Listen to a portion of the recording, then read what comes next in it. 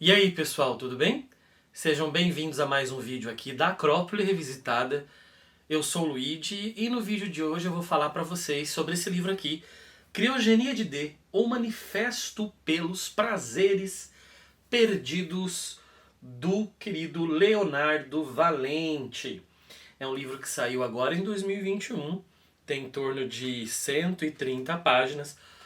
Saiu pela Mondrongo e tem textos de apoio aqui, falas da Maria Valéria Rezende e da Pilar del Rio, né, que é escritora, tradutora, esposa de José Saramago, né, falando sobre o livro.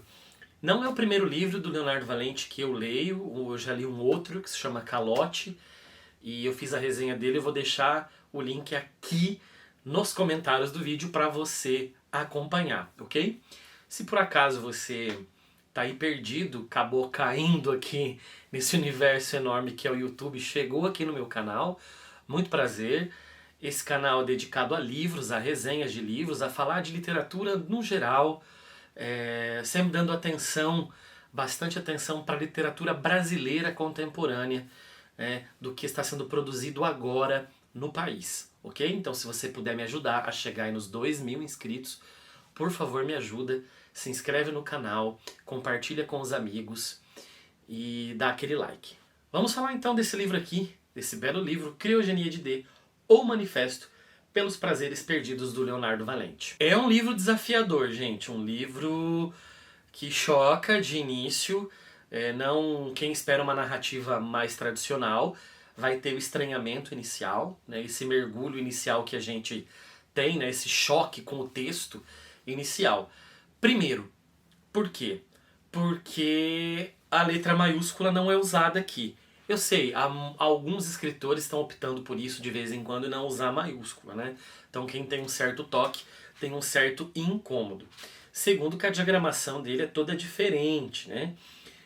Tem as páginas, no geral são as páginas brancas, mas em momentos do texto a página é preta, a diagramação é diferente, às vezes o texto está justificado, às vezes nós temos prosa, às vezes nós temos um exercício poético mesmo, não só no mergulho da linguagem, no aprofundamento da linguagem, mas também na estrutura, ou seja, vira verso, né?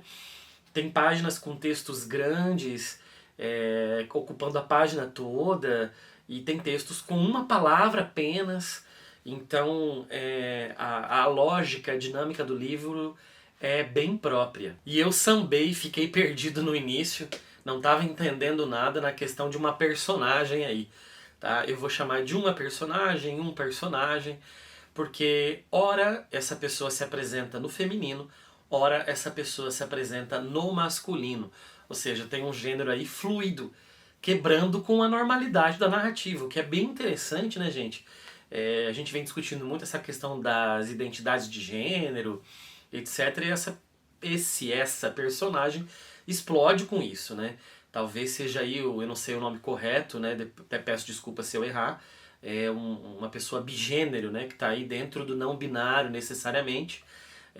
Acaba fluindo, né, de uma identidade para outra, tem uma identidade muito mais complexa e muito mais profunda do que a gente está acostumado. Então só por isso já merece os aplausos. No livro há muita metalinguagem, pessoal. Ou seja, essa pessoa que narra, ela está sempre falando da construção da própria escrita. E nessa construção da própria escrita há um mergulho na reflexão. Então há pouca ação efetiva no livro. Há muito mais ensaio, poesia, reflexão, desabafo. Em alguns momentos essa tensão é levada ao extremo no sentido de se tornar quase um chorume, assim, sabe? De tanto que a personagem fica em torno dos mesmos temas e fica tentando puxar o máximo deles. Justamente esse mergulho no eu é tão grande, por isso que há pouca ação. Ela tem dificuldade de descrever o entorno, ela tem dificuldade em descrever o passado, ela tem dificuldade em descrever as coisas que ela faz. Ela, na verdade, essa pessoa, essa narradora, narrador, né, ela consegue ser um pouquinho mais efetiva quando ela fala de uma das paixões dela, que é a culinária. Quando sai disso, ela tem extrema dificuldade. Sobretudo porque é um livro que fala muito sobre amor, fala sobre relacionamentos, fala sobre sexo, fala sobre traição, então e abandono, né? Então assim, quando ela cai nesses temas que são recorrentes no livro, aí realmente o interior dela está uma bagunça imensa e ela tem dificuldade muitas vezes de colocar isso em palavras mais diretas, mais compreensíveis. E essa pessoa que está narrando o livro, ela está falando sobre os 5 maridos dela. Outras vezes a gente entende que tem um sexto, outras vezes a possibilidade de um sétimo. Ela fica jogando, inclusive, com esses números. Mas todos eles se chamam Damião. Todos eles têm o mesmo nome. E ela vai falar de como terminou o relacionamento com um, como mais ou menos era com o outro, e o que o outro fez de errado com ela, e o que um para outro ela fez de errado, traições que ela sofreu e que ela cometeu. Ou seja, todas essas questões que envolvem esses ex-maridos dessa personagem principal. Bem do estilo Bentinho Machadiano, que nos conta a história pelo seu olhar, essa narradora, esse narrador, é uma pessoa completamente não confiável.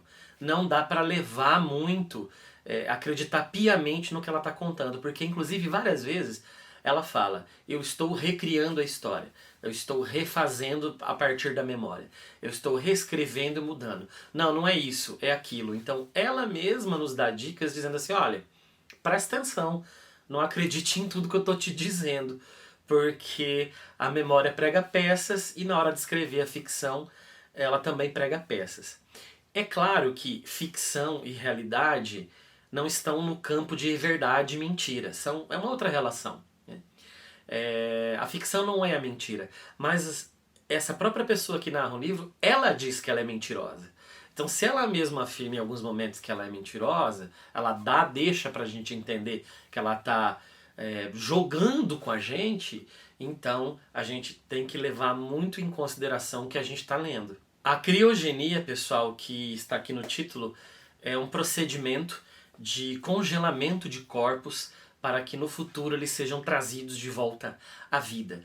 Atualmente, há muitas pessoas no mundo, né, há um número até significativo de pessoas que estão, a tecnologia ainda, a ciência ainda não dá conta de muitas pessoas, né, mas parece que mais de 300 pessoas já estão nesse procedimento, e tem uma fila gigante para pessoas se autocongelarem, né, e serem ressuscitadas, digamos assim, no futuro.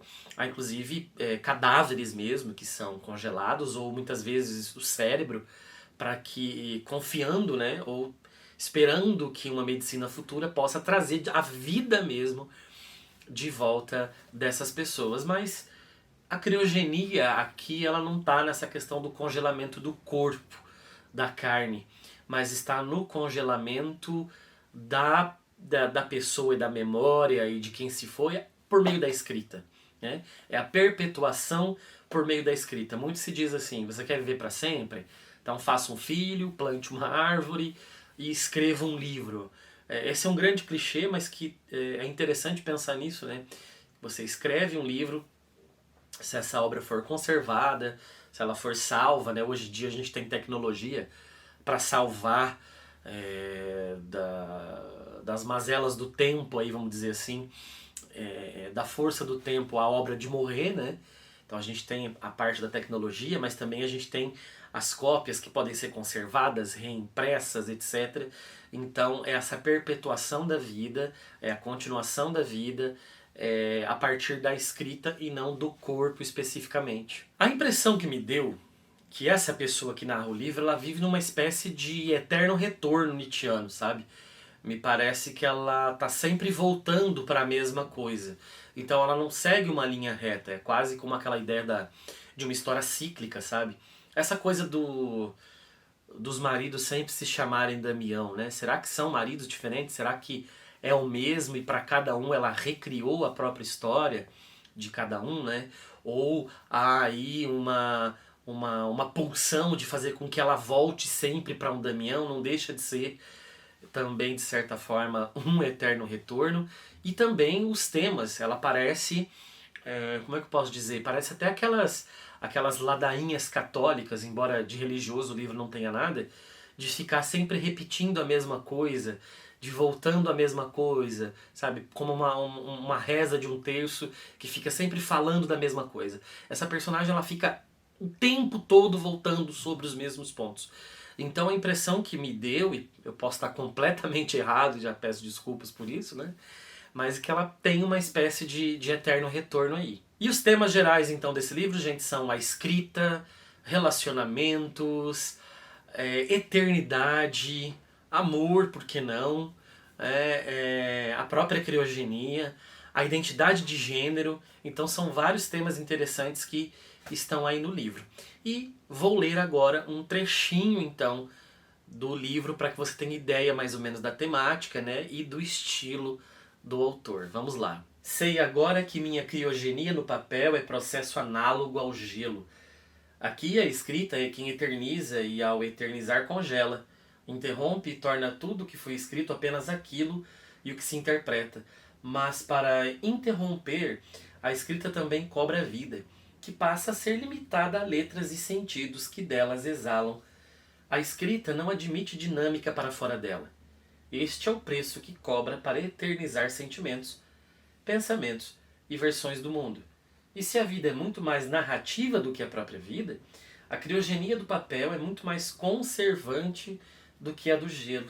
Conservar-me pela palavra, mais do que manter-me pela carne, é o que desejo, finalmente, mas continuarei tratando do gelo. E é isso, pessoal, são as minhas considerações sobre o livro Criogenia de D, o Manifesto pelos Prazeres Perdidos, da Mondrongo 2021, escrito pelo Leonardo Valente, que carinhosamente me enviou esse exemplar autografado. Coisa linda, né? Quando a gente recebe assim com esse carinho, né, do autor, da editora, um exemplar autografado. Agradeço a Mondrongo, agradeço ao Leonardo pelo livro, pela confiança aqui na resenha. E agradeço a você que chegou até o final do vídeo aqui. Repito, me ajude a aumentar aí o número de inscritos aqui no canal. Fico por aqui. Nos vemos num outro vídeo. Um abraço e até a próxima.